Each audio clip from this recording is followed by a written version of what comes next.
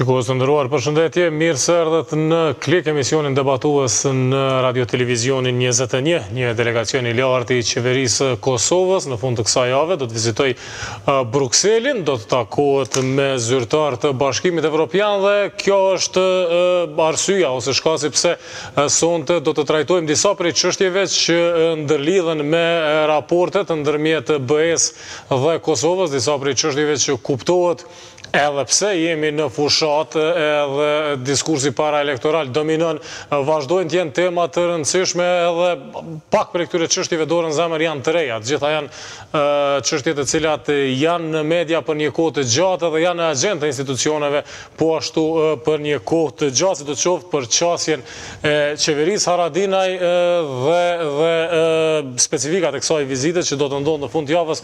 Do të bisedojmë sonte në studio, do të prezantojmë mysafirët në të majtën time. Fillimisht këshilltari kryeministrit, është Arber Vllahiu, përshëndet, mirë se erdhë. Mirë mbrëma, faleminderit për ftesën. E mua në studion në djathtën time është edhe Artan Murati nga KDI, përshëndet, mirë se erdhë. Mirë se gjeta, faleminderit.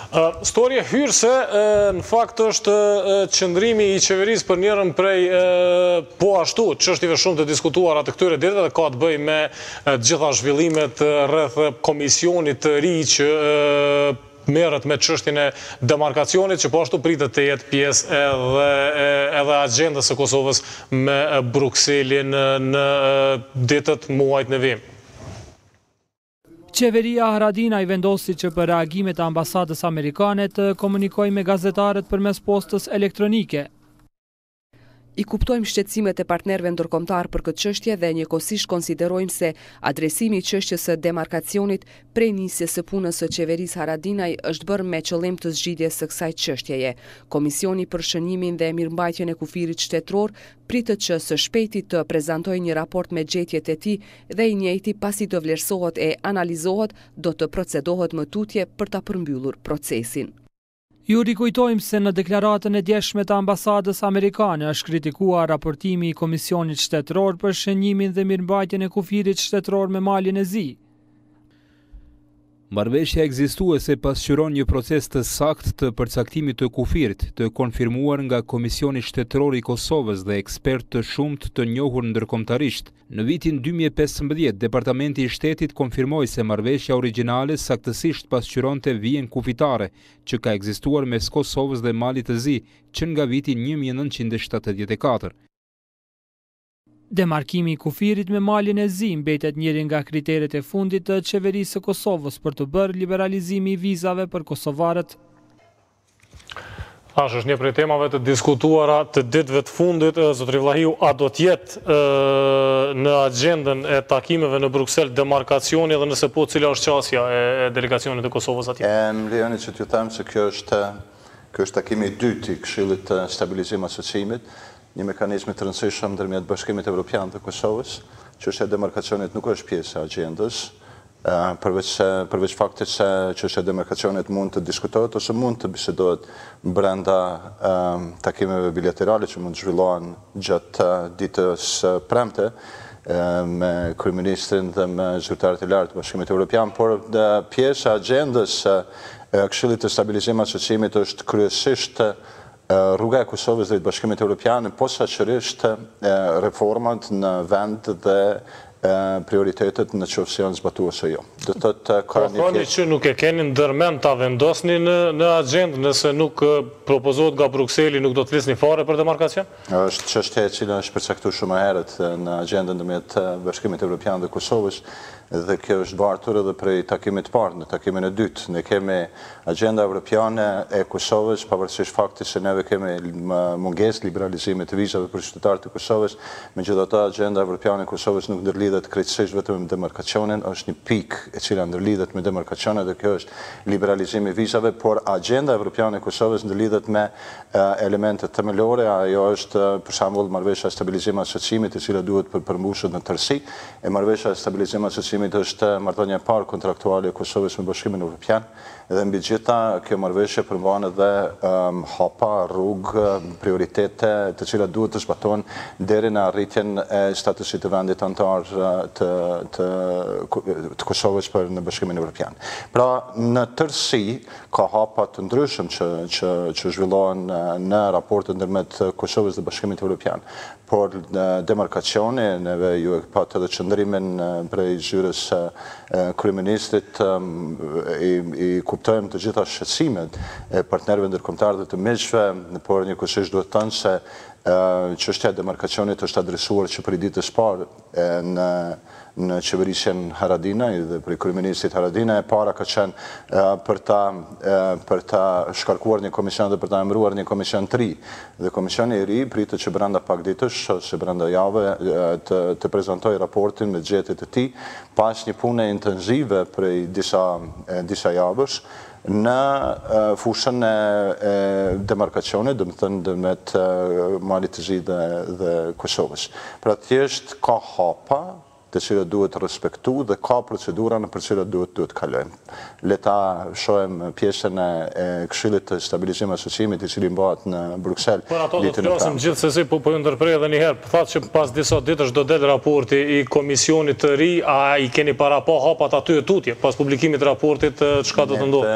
Neve po presim që komisioni i ri të prezantojë faktet, prezantojë raportin e tij përpara kryeministrit dhe para qeverisë. Edhe ky raport do të përmbajë gjetjet e komisionit. Komisioni e dini se ka raportu edhe në komisionin parlamentar, edhe ka bërë me dije se ka qenë edhe në vizita edhe në Kroaci dhe në Sloveni, prej ku ka marrë edhe ekspertizën dhe përvojat e dy shtetëve, pastaj ka marrë edhe dokumentacionet e tjera të cilat flasin për kufit në teritorin të quajtur të ish Jugosllavisë, sepse këto dokumente datojnë që herët edhe më herët se sa ish Jugosllavia fundit.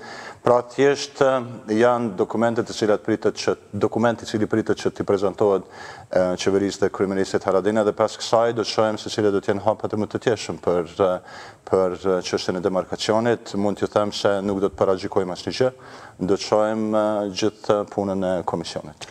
Kjo po paraqitet si urgjencë për shkak të faktit që është ndërlidhur me çështjen e liberalizimit të vizave, edhe nëse gjykojmë në bazë të veprimeve, liberalizimi nuk është afër, nëse nuk ndron diçka e madhe, ose nuk hiqet liberalizimi sikusht, ose nuk ndodh ndonjë lëvizje tjetër, nuk hiqet demarkacioni sikusht, ose nuk ndodh ndonjë lëvizje tjetër që do ta ndronte kohjen e procesit, që i bie që në fakt, pavarësisht zhvillimeve në raport me Brukselin, ajo që qytetarëve, mbas u intereson më shumë televizja e lirë, është larg agjendës momentalisht, a pajtohesh me këtë konstatim?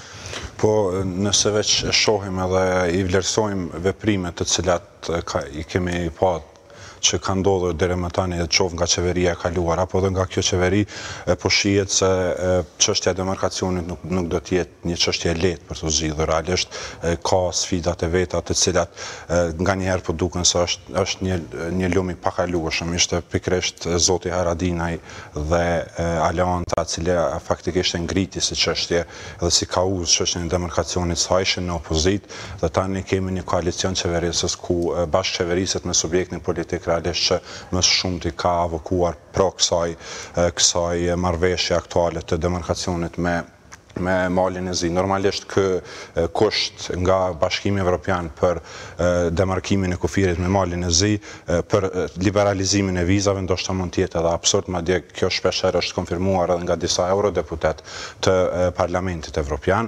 Mirë po, neve që kemi marrë këtë kusht dhe duhet tash ajo patatja nxehta quaj kushtimisht është tek ne. Mirë po, hapat konkret të cilët do duhet mirësh nga qeveria, po e shohim se nuk është duke marrë aq më tepër nëse kësaj ashtojmë edhe faktin e numrave në kuvend ku e dim që koalicioni qeverisës për momentin nuk është që ka një komoditet shumë të madh, ndoshta edhe të llogarit gjithsesi në gjitha proceset që i dërgon në kuvend se mund të i kaluam pa ndonjë vështirësi. Kjo e bën paksa edhe më të komplikuar të gjithë procesin. Ajo çka po vrehet jo vetëm në kuadër të punës së demarkacionit, zgjidhjes së problemit të demarkacionit, po edhe në zbatimin e mesazhit në përgjithësi, faktikisht po del një mos koordinim institucional mes institucioneve kryesore të vendit, çka është edhe një prej të gjeturave kryesore të një studimi që është realizuar së fundi nga disa organizata të shoqërisë civile. Ne kemi pa edhe ditët e fundit që për shembull kemi një mos përputhje në qëndrime të presidentit vendit edhe kryeministrit që në një farë mënyrë është edhe normale, pasi që presidenti aktual është pikërisht ai i cili ka nënshkruar këtë marrëveshje, po edhe në anën tjetër e kemi kuvendin e Republikës Kosovës që në një mënyrë ose tjetrën është ai përgjegjësi kryesor pse kjo çështje nuk ka shkuar më herët. Normal ne e dimë që kuvendi në një farë mënyrë kishte mundësinë ta zgjidhte këtë problem në legjislaturën e kaluar, mirë po në moment të fundit u tërheq qeveria, si duke ditur se nuk i ka numrat e mjaftueshëm për ta kaluar, ndërsa kësaj radhe është një ambiguitet realisht i procesit dhe ne si qytetarë, po dhe shoqëria civile edhe qytetarët në përgjithësi jemi duke pritur këtë raportin që po supozohet që do del mas disa dite dhe të shohim se çka do të përmbajnë të. Unë jam vetëm kurioz një farë mënyrë dhe shpesher mendoj se çka do të ndodhë ose çka do të ndodhë faktikisht nëse veç qeveria e procedon këtë marrëveshjen aktuale të demarkacionit në kuvend dhe ajo nuk miratohet nga kuvendi, cili do të jenë hapat e më të tjeshëm. Ne kemi dëgjuar disa herë disa opsione ose disa qëndrime të zyrtarëve të qeverisë vendit se BE-ja po kërkon vetëm të jepet një verdikt demarkacionit ose marrëveshjes të arritur në vitin 2015, që unë mendoj se nuk është e vërtetë, mendoj që BE-ja ose në këtë rast Komisioni Evropian po kërkon që kjo çështje të zgjidhet dhe marrëveshja të arrihet realisht. Mirë po tash i mbetet qeverisë të vendit që normal ta çojë përpara procesin të jetë shtëtës i proceseve në një koordinim me kuvendin e Republikës Kosovës. Dhe këtu do duhet një konsenzus mbarkombëtar, domethënë gjitha subjekteve politike, po edhe kjo në këtë fazë po duket se është pak sa vështirë të arrihet, kur e kemi parasysh faktin se kjo është një prej arsyeve kryesore pse edhe ra edhe qeveria Mustafa, domethënë pikërisht për shkak të faktikisht nga arsyet kryesore që u përmend ishte pikërisht çështja e demarkacionit dhe pastaj edhe një sër çështje tjera. Kështu që them drejtën nuk është se po duket shumë qartë edhe shumë shpejt të zgjidhshme problemi, mirëpo po shpresoj që do të ketë një konstruktivitet nga elita politike kosovare, sepse sa i përket Brukselit unë mendoj që kjo tani më veç është e qartë edhe ish kryeministri Mustafa pa të provuar ta rinegociojë edhe një herë këtë kriterin demarkacionit, mirëpo ky nuk është një kriteri i realisht qysh kur është marrë kë roadmap nga Komisioni Evropian udhërrëfyesi në vitin 2010, çështja e demarkacionit ka qenë atë. Është çështje tjetër nëse sa është fair që Kosova ka pranuar dyfish më shumë kritere për liberalizimin e vizave se sa disa shtete tjera, si për shembull rasti Moldavisë ose disa tjera. Kjo është një çështje tjetër për të debatuar, mirë po kushti i demarkacionit realisht nuk është një kusht i ri që nuk ka qenë ditur nga politika kosovare.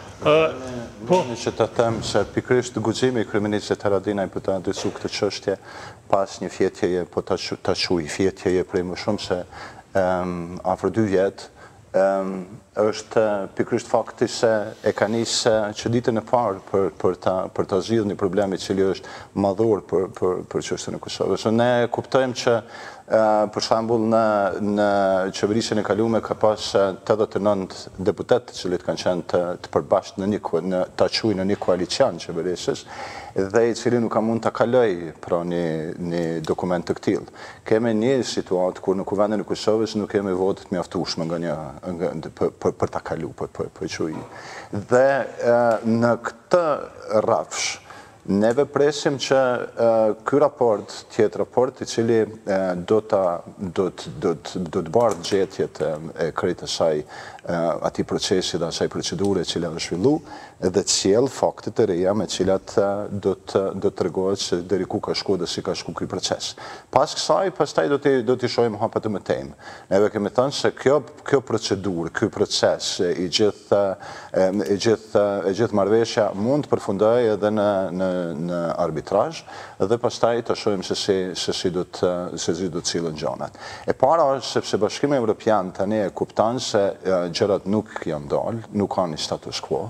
Bashkimi Evropian e kupton se kjo që është e paadresuar dhe ka fillu që ta gjej një rrugë, një drejtim të duhur. Dhe Bashkimi Evropian e kupton tani se Kosova është një vend i cili do të zgjidhë çështjet e veta vetë. Dhe kjo çështje është në duart e Kosovës, të cilat ka fillu kryeministri Haradinaj që prej ditës parë të zgjidhë. Pra, në tonësi kemi këtë situatë në cilën jemi sot, një përshpejtimi punës për zgjidhjen e problemet. Unë kam lexuar ditëve të fundit edhe shumë komente, kam lexuar edhe shumë informacione të tjera që na duhen vetëm edhe 2 muaj për ta bërë ma pak se 2 muaj në fakt për ta kry këtë proces, përndryshe do të mbesim pak këto as atë. Ne kemi më shumë se 2 vjet prej kur ka nisë kjo çështje që të diskutohet edhe të marrë këtë epilog të cilin e ka marrë, dhe neve kemi humbur 2 vjet duke mos e adresuar në mënyrë të drejtë dhe duke lënë në mënyrë stihike të zhvillohen gjërat. Dhe tani neve kemi më shumë se 70 ditë ose të quaj diku rreth 70 ditë prej kur ka marrë qeverisjen kryeministri Haradinaj, e që çështja ka filluar të adresohet më njëherë. Pavarësisht dallimeve që mund të jenë, kuvendi i Kosovës do ta ketë mundësinë që do thotë fjalën e vet. Le të shohim pastaj se si do të ecim tutje me këtë proces, por unë besoj se të gjithë kanë një sinjal, e kanë një vit përcaktuar se gjërat kanë nisë me u zgjidh. Po të tragush. Nëse më lejohet vetëm dy çështje shumë shkurt e para, do me thonë sa i përket vetëm këtij raportit të ri të komisionit për demarkimin e kufirit me malin e zi. Unë po e shoh që realisht të gjitha shpresat një farë mënyrë ose të gjitha syt janë vënë pikërisht te ky raport, mirë po realisht ne jemi duke neglizhuar disa raporte ose konfirmime tjera që kanë ardhur edhe nga ekspertë të jashtëm. E dim që fillimisht ka qenë një komision ad hoc i përbën prej 3 ekspertëve që konstatoi që marrëveshja është në rregull, pastaj edhe Departamenti i Shtetit Amerikan në vitin 2015 e dha një konstatim që marrëveshja është në rregull, dhe kjo realisht po na sjell në një situatë edhe më të paqartë, jo vetëm deputetët në kuvend, po madje edhe vetë opinionin publik, se pse atëherë u dash të pritet kaq shumë, pse nuk është marrë iniciativë më herët që të ndryshohet edhe komisioni, nëse ky komision është ai i cili do të na nxjerrë nga bota. Më duhet ta them vetëm një gjë, se çështja e pse ka mbi 2 vjet të qeverisë së kaluar që nuk është adresuar në formën se si është. Komisioni ka mund ose të ndrohet ose të revidohen ato gjetjet e tij, por nuk është bërë një gjë e tillë. Unë po i them që javën e parë të marrjes detyrës nga kryeministri Haradinaj është adresuar më një herë çështja e demarkacionit, pra çështja e marrëveshjes për demarkacionin. E tani unë po them le të presim, le ta shohim, mos paragjykojmë ato që mund sjell komisioni i ri për shtetënor për shëndimin dhe mirëmbajtjen e kufirit shtetëror të Kosovës, pra thjesht le të presim gjetjet e tij dhe le të shohim se cilat janë këto gjetje mbi cilat do të bazohet i gjithë raporti i komisionit, dhe pastaj do të procedojmë tutje. Analiza, vlerësimet e gjetjeve të komisionit, dhe ta shohim pastaj më tutje të thotë kuvendit dhe fjalën. Veç mos harrojmë faktin që veç për arbitrazh duhet gjithsesi në vullnet i shprehur i 2 palëve, nëse veç marrëveshja nuk mund të jetë të jetësuar nëse Kosova nuk e ka pranuar si të tillë. Tani neve nuk e kemi vetëm këtë problem në Ballkan. Ballkani është probleme të ndryshme dhe Ballkani ka probleme ndërmjet gjitha shtetet e Ballkanit kanë problemet me kufit e vet. Përfshi këtu edhe Kroacinë me Serbinë, përfshi edhe Kroacinë me Bosnjë-Hercegovinën, përfshi Malin e Zi me Serbinë, Malin e Zi me Kosovën, Malin e Zi me Bosnjë-Hercegovinën. Pra thjesht kemi probleme të kufive në Ballkan, të cilat kanë mbetë si pjesë e trashëguar prej të kalumes. Dhe neve tani kemi një proces. Nuk është Kosova vetmja që ka lënë për pjesën e arbitrazhit. Unë e di se ju do të thoni, po tani duhet dy palët për ta çuar në arbitrazh, po marrëveshja nuk mundet me qenë e pranueshme për krejt palët nëse njëna palë nuk e pranon. Po se të thejet analizit tash pas ratifikimit kjo është. Duhet ka hapa që do të çojnë drejt diskutimit. Po i parashikojmë hapat pa e pa raportin. Përmendet MSA-n edhe reformat. Çka saktësisht mund të raportoni në këto dy sfera edhe çka pritet të dominojë diskutimet në Brukselin?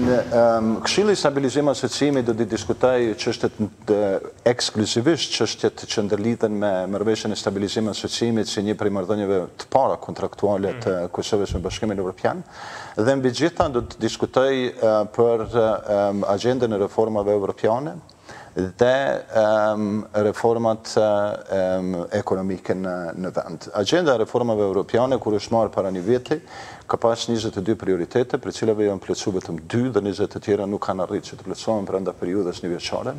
Dhe tani kemi ardhur në pozitë në cilën duhet të ecim tutje dhe të shohim se si do të përshpejtohet i gjithë procesi i përmbushjes së këtyre prioriteteve ose të fushave të përcaktuara të agjendës evropiane. Dhe tani po flasim për sundimin e ligjit, po flasim për qeverisjen e mirë, po flasim për zhvillimin ekonomik, po flasim për konkurrencën dhe klimën e investimeve dhe po flasim për punësimin dhe edukimin. Në mesin e kësaj futet edhe arsimi. Ato që kryeministri Haradinaj dhe qeveria prej ditës parë kanë arritur të bëjnë është që të rifunksionalizohet një këshill ndërministror të integrimeve evropiane, i cili ka ta quaj për detyrë përshpejtimin e përmbushjes së prioriteteve që dalin nga agenda e reformës evropiane dhe që e parafrojnë Kosovën në Bashkimin Evropian. Tani kjo nuk kupton se Kosova është në një proces transition të rrugës të integrimeve evropiane, se kryeministri Haradinaj dhe qeveria e Kosovës po punojnë me intensitet për të përshpejtuar përmbushjen me afat dhe për të përshpejtu afatet e përmbushjes së agjendës evropiane, duke përfshi këtu ekskluzivisht çështën që ndërlidhen me sundimin e ligjit dhe qeverisjen e mirë. Kjo nuk kupton që duke përmbush të gjitha këto elemente, Kosova të parafrohet me Bashkimin Evropian dhe posaçërisht ta përmbyll një proces të marrëveshjes së stabilizimit dhe asociimit, duke sjell vendin në një pozitë të vendit kandidat për antarësim në Bashkimin Evropian.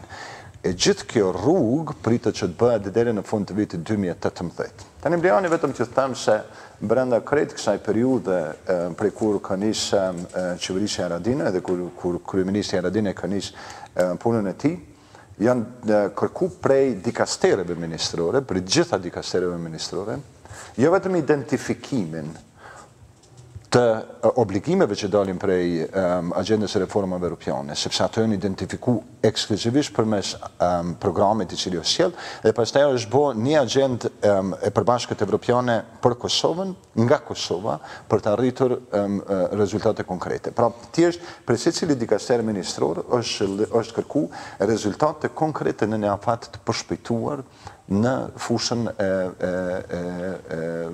përmbushjes së prioriteteve që dalin nga agenda e reformës evropiane. Pra thjesht, kjo është rruga në për cilën do të kalohet, do të diskutohet me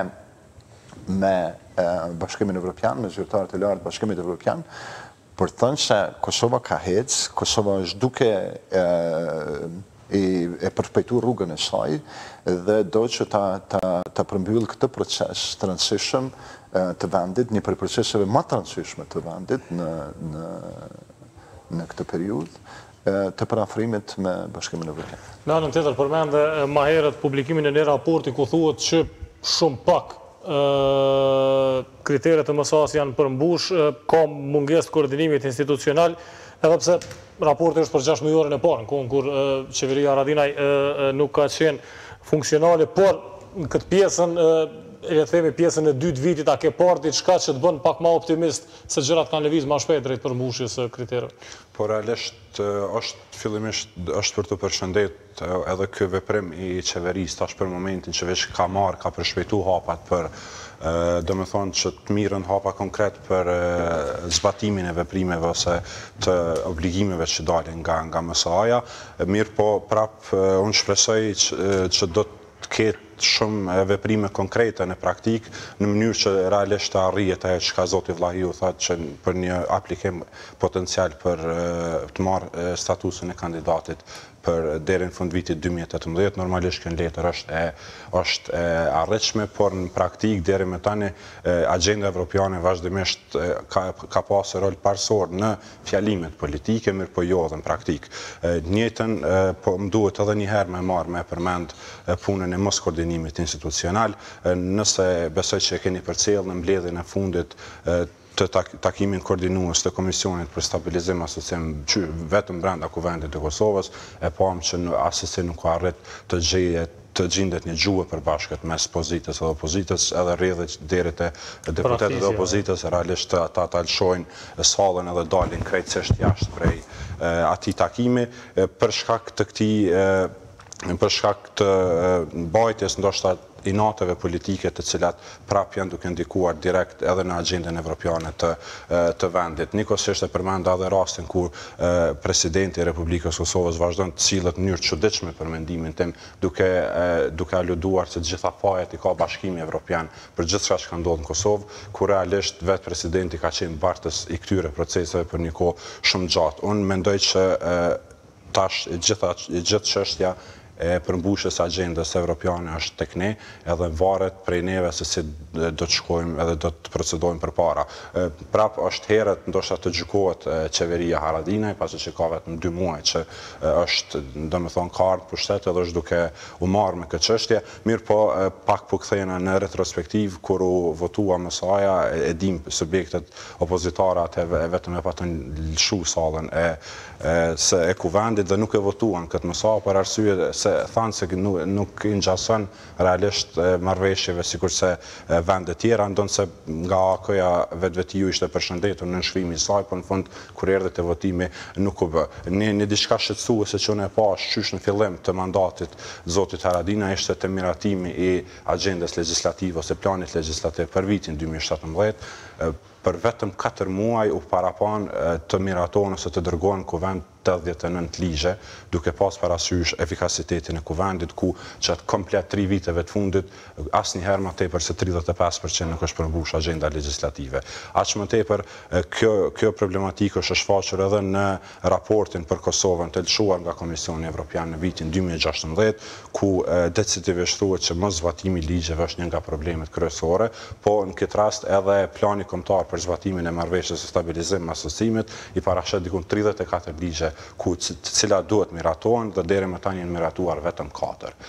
Këto më njëherë është pa një anomali në proces, sidomos te korniza ligjore, ndonë se ne jemi goxha mirë me parafrim të legjislacionit, edhe në këtë aspekt Ministria e Integrimit Evropian, ndonë se për një kohë gjatë qeverisës kaluar ishte edhe pa ministër, mirë po ka kryer një punë të mirë po këto duhet shihet seriozitet edhe duhet ketë çësie serioze edhe te korniza ligjore, gjë që unë konsideroj që qeveria Haradinaj në këtë aspekt filloi paksa me hapa të mëdhej, mirë po jo realist, duke pa mënyrën se si funksionon edhe Kuvendi i Republikës Kosovës. Këtu mendoj që duhet pikërisht për këtë arsye po përmendi edhe një herë që çështja e agendës evropiane është çështje nacionale. Edhe këtu pa pasur një parafrim mes subjekteve politike do të jetë shumë problem të shkohet përpara, edhe nëse ka një vullnet të hekurt nga vetë kryeministri dhe nga qeveria, duhet një koordinim ndërinstitucional për të arritur ato që ka dëshirojmë të arrijmë që shtet. Nëse prej 34 ligjeve... Jeni veç të them që ju e keni pa, do të ndërlidhem në dy çështjet të përmendura këtu. Ju e keni parë që ka pas një numër vizitash të kryeministrit Haradinaj në disa prej dikastereve tjera ministrore. Kryesisht vizitat janë të lidh me perspektimin e përmbushjes së prioriteteve që dalin nga agenda e reformës evropiane. Dhe kjo ka të bëjë ekskluzivisht që secili prej dikastereve ministrore ta ketë të qartë se rruga evropiane është prioriteti themelor ose prioriteti i prioriteteve në qeverinë Haradinaj. Tani të pjesa e dytë, unë e kuptoj që Kuvendi i Kosovës ka mbetë mbrapa me punën e tij. Duhet ta kuptojmë se kemi hyrë në dy procese zgjedhore brenda 6 muajve të fundit, apo pjesës dytë të këtij viti. Kemi pas procesin e zgjedhjeve të përgjithshme në qershor, dhe pastaj kemi zgjedhjet komunale dhe zgjedhjet për kryetarët komunave, dhe neve po na janë stërgjatë pikërisht për faktin se kemi balotazhe diku ndikon. E tani të ju e dini që partitë politike janë tani të orientuar drejt, nuk duhet që ta arsyetoj as punën as mos punën e askujt, por po them kjo është një prej arsyeve në për cilat po kalon sot Kosova. Po megjithatë, puna e qeverisë Kosovës ndërlidhet ekskluzivisht me programin e saj, me platformën e saj dhe me dinamikën që përcakton qeveria Kosovës. Dhe pastaj ndërlidhet me bashkëpunimin me institucionet ose me bashkëveprimin me institucionet e tjera. Ju keni drejt kur thoni që duhet të ketë bashkëveprim, por Kuvendi i Kosovës është institucion me vete dhe ai duhet që ta përcjell edhe punën e qeverisë Kosovës. Kur bëhet fjalë për rrugën evropiane dhe kur bëhet fjalë për procesin e integrimeve evropiane, ne duhet të kuptojmë si shoqëri, si shtet, se kjo është rruga e vetme dhe kjo është rruga me prioritet plot. Ashtu siç e ka përcaktuar edhe qeveria e Kosovës në këtë rast, kryeministri Haradinaj si një prej prioriteteve kryesore të qeverisë së tij, dhe siç ka kërkuar që për shembull afatet kohore në përmbushjen e agjendës evropiane të përshpejtohen, të përmbushen me prioritet të plot, dhe që të ndryshojnë disa prej afateve të atyre prioriteteve që kanë qenë agjendën evropiane, të reformës evropiane nga e kaluara dhe që nuk janë përmbushur, duhet tani të riformulojmë ose të riafatizojmë. Për të kemi ardhur në një proces i cili duhet të përmbyllet, dhe duhet përmbyllet në bashkëveprim me të gjitha institucionet e tjera, por procesin e udhëheq qeveria e Kosovës. Dhe qeveria e Kosovës, këtë rast kryeministri Haradinaj, është duke sjell një dinamik të madhe, të re në qeverisjen Kosovë dhe një dinamik në punët të cilat duhet kryen. Megjithatë më duhet ta përmendje veç edhe një fakt tjetër që ndërlidhet direkt me qeverisin e zotit Haradinaj, tani edhe me kabinetin e ri, edhe nuk mund të mos e përmendje asëse numrin e ministrive. A le të kthejmë kësaj pune pas reklamës. Le të kthejmë pas reklamës.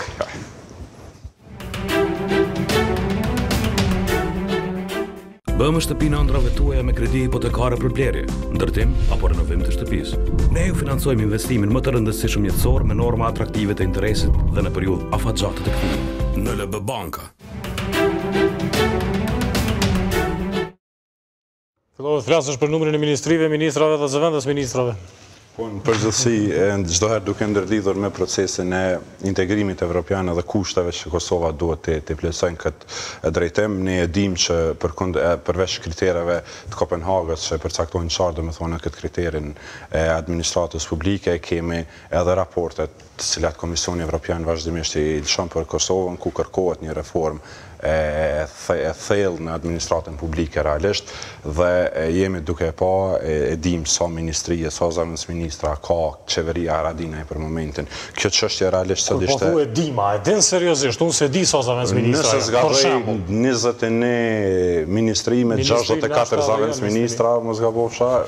Për momentin, për sot është që kjo numri... I pas këtë numëru të më... I përgjithshëm, të marë... Unë se di sa jërë. Nëse zgaboj, është kë numër... Të marë fjallën tonë, se s'kom opcion.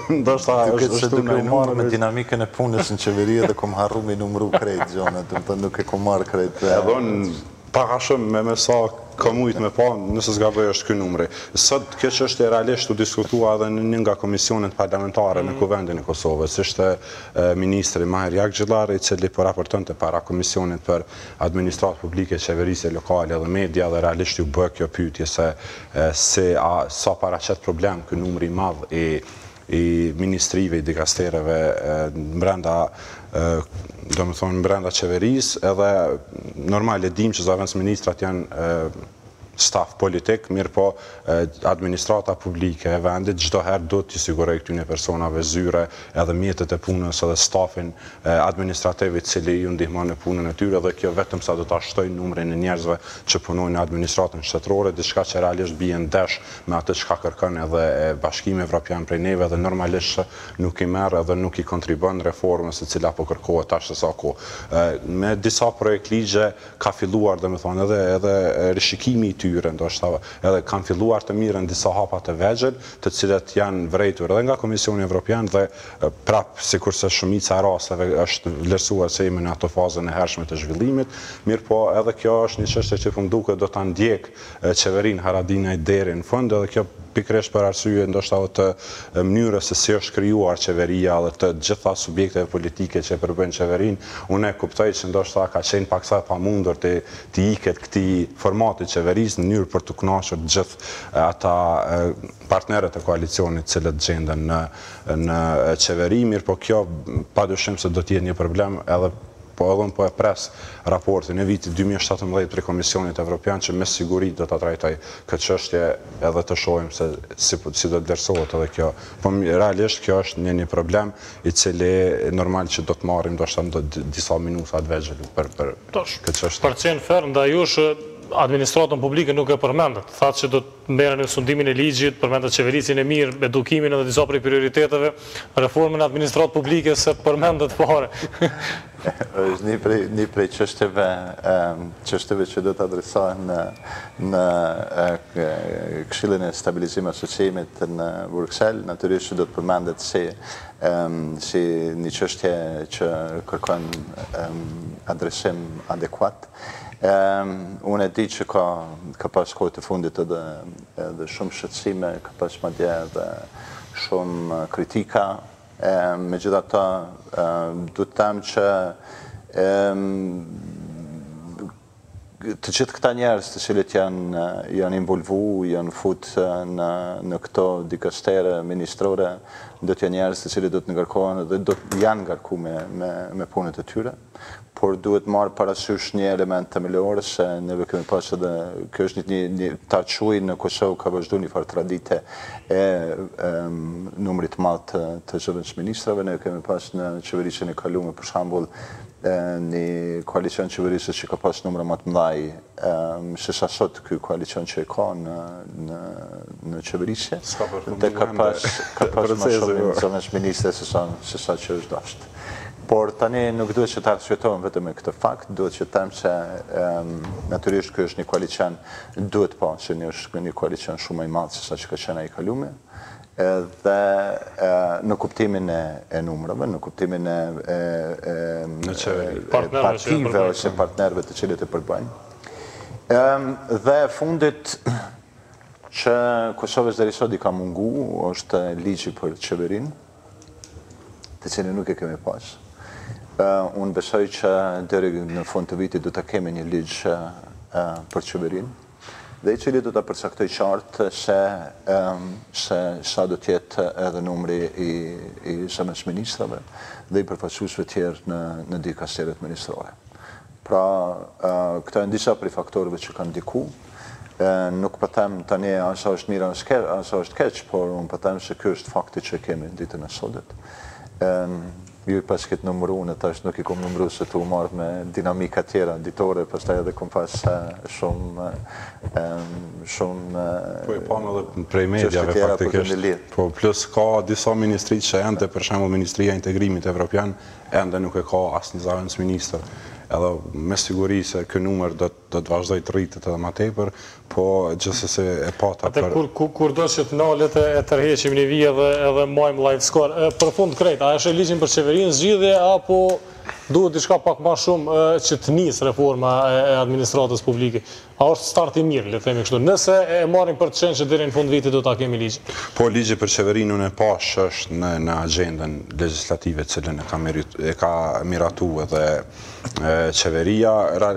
Është interesant përmendet se unë dikon vitin 2010 kam qenë praktikant në një kuadër një projekti të jashtëm në kuvendin e Kosovës, e qysh prej atëherë kanë fillu të bëhen hulumtime parlamentare për madhësinë e kabineteve qeveritare dhe kësaj. Dhe më thonë, kë projekt ligji për qeverinë flitet prej vitit 2010 e tutje. Varët ku i kanë dërgu për hulumtime se qeveria prej 2010-s veç po rritet. Po gjithsesi po më duket që ose po është vepruar në kundërshtim me ato që kanë dalë rezultatet e hulumtimeve. Mirë po normalisht kjo do të ishte një nismë mirë, mirë po çështja kryesore që duhet ndodhë në vend është depolitizimi i administratës publike. Ne e dim gjithë, e di që dhe subjektet politike e din këtë fakt që shumica e personave ose mënyra se si shpërblehen shumicën e rasteve votuesit ose sidomos ata militantët e subjekteve politike është përmes pozitave, domethënë kryesisht në shërbimin civil ose në punë shtetit, siç quhet në popull. Kjo do të ishte një hap i parë i cili normalisht do të kontribonte komplet zgjidhjes këtij problematike. Normalisht edhe pastaj ky proces do të komplementohej edhe me ligjin për qeverinë edhe me nisma tjera legislative, e cila do të mund ta rregullonte. Ne prap nuk po duhet ta përdori këtë klishen e vazhdueshme që kemi ligjet e mira, po nuk po zbatohen, mirë po mendoj që është momenti i fundit që na të fillojmë realisht të zbatojmë ligjet ashtu siç duhet, në mënyrë që të marrim edhe ta përfundojmë këtë proces. Shumë po më vjen mirë që ekziston kjo dinamika dhe kjo vullneti për të shtyr proceset përpara, mirë po besoni që ato nuk do të ecen vetë nëse nuk ka një vullnet real, nëse nuk ka punë në teren e cila do të bëhet. Mos harro që prej vitit 2010 qytetarët e Kosovës marrin premtime se pas 15 muajsh do të bëhet liberalizimi i vizave. Jemi 7 vjet mrapa dhe jemi të e pa që kemi met peng i dy kushteve ose 2 kritereve të fundit. Është çështë që po, dëgja ka disa gjëra të cilat nuk janë kry, po duhet kryhen. Dhe tani kam vetë që qeveria Haradinaj t'i kry. Pra thjesht kryeministri Haradinaj ka nisë me vullnetin e mirë që t'i kryhen të gjitha çështjet të cilat kanë vetë hapura në këtë vend. Dhe posaçërisht ju përmenda deri tash folëm për çështjen e liberalizimit vizave, demarkacionin, folëm edhe për çështjet e tjera, po unë po them që ka vullnet shumë të mirë, për arsye se ka një pjesë të madhe të gjërave që brenda periudhës prej 70 ditëve janë kry, dhe unë po ju them që përveç 20 apo 25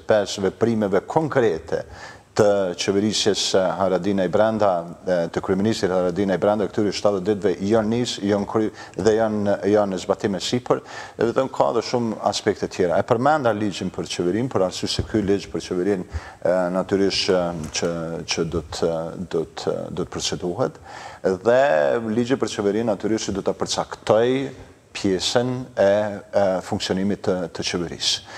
Dhe tani unë nuk duhet që të paragjykoj se si do të kaloj në kuvendin e Kosovës, për arsye se atje mund të ketë edhe çështje tjera që do të diskutohen. Ju e dini që ka një komision parlamentar për legjislacion i cili pastaj duhet ta filtrojë për ta çuar në kuvend për votim, po megjithatë përpara krejt këtyre procedurave, ligji do të përcaktojë qartë se si duhet të funksionojë dhe cilat janë obligimet edhe mënyrat e veprimit të qeverisë. E në këtë mes edhe sa do të ketë zëvendës ministra dhe sa do të ketë edhe dikastere tjera ministrave. Më duhet vetëm edhe një çështje shumë shkurt ta përmendi se kemi kërkuar vazhdimisht në kuadër, domethënë të KDI-s, kemi kërkuar vazhdimisht dhe prapë po e kërkoj edhe sot në mënyrë decisive prej qeverisë Haradinaj transparencë plot për dialogun mes Kosovës dhe Serbisë. E dim që është një proces prej të cilit varet shumë edhe rrugtimi i Kosovës drejt Bashkimit Evropian dhe deri me tani nga gjitha aktivitetet për gati 2 vite sa jemi duke marrë në baza ditore me këtë punën e dialogut Kosovë-Serbi, kemi pa që as deputetet e Kosovës nuk janë të informuar se çka është duke ndodhur në Bruksel, lëre më qytetarët e vendit. Plus tash e kemi pa që ka një tendencë prej presidentit vendit që ta marrë përsipër edhe udhëheqjen e dialogut, është folë shumë edhe për këtë grupin e unitetit ta quaj ashtu për me marrë me përmbyll procesin e dialogut, në anën tjetër kuvendin shumicën e kohës kanë mbetur janë shkaluar edhe kanë zgjedhur përkundër faktit që me rezoluta zakonisht të më thonë qeveria ka qenë obliguar të raportoj para kuvendit, kjo çësia duhet shihet edhe duhet ndryshoj nga qeverisja Haradinaj edhe është nëse dëshirojmë edhe këto të kemi një proces normal, pastaj edhe drejt integrimit në Bashkimin Evropian, dialogu me Serbinë nuk duhet asësi të hidhet në plan dytë dhe këtu kërkohet një transparencë shumë e madhe, edhe kërkohet publikim i dokumenteve, kërkohet konsultime qytetarët me ekspertët, edhe një gjithë përfshirje e kuvendit, po edhe e institucioneve tjera ose njerëzve të cilët dëshirojnë edhe dinë se çka duhet bëhet atje. Ju keni pa unë tash që për fillimit që qeverisja e mirë është një prej elementeve themelore të qeverisjes Haradinaj. Qeverisja e mirë nuk kupton edhe llogaritëndjen dhe nuk kupton transparencën. Të çështja e dialogut është thënë shumë herë që dialogu është i pa alternativ, por dialogu duhet të ristrukturohet, riformatohet edhe duhet të afatizohet. Elementet themelore për cilat jemi të folë janë se dialogun duhet që qytetarët e Kosovës të kuptojnë se për çfarë bëhet fjalë. Që qytetarët e Kosovës të ndjejnë dhe të dinë se cilat janë të arriturat e dialogut dhe të ndjejnë të arriturat e dialogut dhe prandaj edhe ka një hap para prak për cilin jemi duke folë. Por dialogu duhet të ketë edhe qëllimin, kur thash afatizimin, duhet të ketë edhe qëllimin përfundimtar. Qëllimi përfundimtar është normalizimi i marrëdhënieve mes dy shteteve dhe njohja reciproke mes këtyre dy shteteve. Do të thonë duhet që Serbia ta njohë Kosovën për arsye se dialogu në formën se siç është mund të zgjatet dhe neve nuk jemi të interesuar që dialogun ta çojmë në pakufi. E dyta, elementi themelor është që prej dialogut ka pas marrëveshje, por marrëveshjet nuk janë zbatu. Një pjesë e madhe marrëveshjeve të cilat nuk janë zbatu janë pikërisht fakti që Serbia nuk i ka zbatu marrëveshjet e arritura në Bruksel dhe duam që ky proces të përmbyllet me sukses për Kosovën natyrisht, për arsye se ne kemi hyrë me vullnet mirë për ta përgjigjur zgjidhje në normalizim të marrëdhënieve me Serbinë. Por nuk mund të gjendet zgjidhje edhe vullneti i mirë nuk mund mohet në pakufi. Prandaj duhet të ketë mënyra se si duhet për ta afatizuar, për t'i dhënë fond këtij procesi dhe për ta rikonstruktuar komplet këtë proces. Edhe mbi gjitha, duhet që qytetarët e Kosovës të ta dinë sakt se për çfarë bëhet fjalë. Nuk mund ta di vetëm një shtresë, nuk mund ta di vetëm shtresa ose vetëm një pari udhëhece e shtetit se për çka bëhet fjalë, kurse shtresat e tjera apo popullata, qytetarët e Kosovës të mos e kuptojnë se cilat janë të arriturat e këtij dialogu, mos e ndjejnë se cilat janë. Për përmenda se në debate me deputet nga legjislatura e kaluar ka pas raste kur disa deputet për shembull kanë menduar që edhe marrëveshja demarkacionit edhe Mesazhja kanë qenë gjitha në këtë pakon e marrëveshjeve të arritura prej dialogut. Edhe me kërku shumë prej deputetëve ngrisim standardin shumë për që ka pas mungesë transparencës rreth kësaj pune janë bajtuar të gjitha dhe ka raporte zyrtare që këtë punë pohojnë. Komisioni i ri për demarkacion ende nuk i ka publikuar të gjeturat. Rrjedhimisht nuk është mirë të paragjykohet se si do të procedohet tutje pa dalë raporti i tyre, edhe pa u pasur cilat janë opsionet e autoriteteve të Kosovës se si mund të procedohet kjo çështje. Nëse kjo nuk paragjykohet, i bën që nuk do të jetë në agjendë si e tillë ose ndryshimi eventual i çështjes ndaj demarkacionit nuk do të jetë në agjendë së shpejti. Rreth çështjeve që kanë të bëjnë me MSA-n edhe reformat, qeveria Haradinaj dihet çka ka trashëguar. Ajo që ka trashëguar është hapa minimal drejt zbatimit të MSA-s dhe përmbushjes së kritereve për zbatimin e saj, ka trashëguar një mungesë të koordinimit ndërmjet institucioneve për ta parë MSA-n dhe agjendën evropiane të Kosovës si prioritet. Se si do të reagoj qeveria Haradinaj, poshtë nuk është mirë të paragjykohet, për shkak se ka pak ma shumë se 2 muaj që është duke qeveris me vendin, edhe do të shojmë këtu e tutje edhe pas takimeve të kësaj fundjave në Bruksel, edhe çështjeve tjera, nëse në fakt mund të procedohet me këtë shumicë parlamentare, edhe me këtë numër të ministrive, edhe me këtë gatishmëri, me këtë përbërje të kabinetit drejt agendës së reformave evropiane. Duke falendruar Arber Vllahiu dhe Artan Muratin, unë këtu e shlajmëroj klikun për sonde, shimin nesër, miru pafshim.